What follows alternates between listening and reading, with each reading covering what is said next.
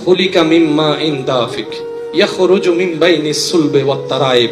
আমার বাবা মার ভালোবাসার মাধ্যমে, আপনার ভালোবাসা, আপনার বাবা মার ভালোবাসার মাধ্যমে আল্লাহর হুকুম যখন হয়েছে, আমি আমার বাবার থেকে এক ফোঁটা পানি হয়ে মার পেটে গেলাম, আপনি আপনার বাবার থেকে এক ফোঁটা পানি হয়ে মায়ের পেটে যাওয়ার পরে আল্লাহর হুকুমে সে এক ফোঁটা পানি থেকে, আমি বলতে থাকবো, আপনারা সুবহানাল্লাহ বলতে থাকবেন, এক ফোঁটা পানি, শুধু শব্দে রাখবেন এক ফোঁটা পানি, এক ফোঁটা পানি থেকে, এক ফোঁটা পানি থেকে কিভাবে কিভাবে যেন শরীর হয়ে গেল, কোমর হয়ে গেল, হাঁটু হয়ে গেল, পা হয়ে গেল। সুবহানাল্লাহ বলেন না?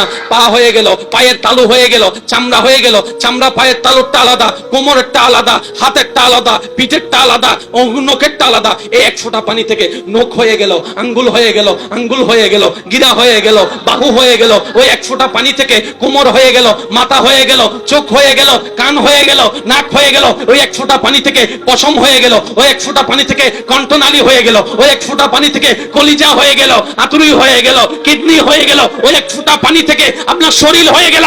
জগৎ বলে হাউ ক্যান পসিবল, এক ফোঁটা পানি থেকে কিভাবে সম্ভব? রব বলে যে এটাই আমার কুদরত।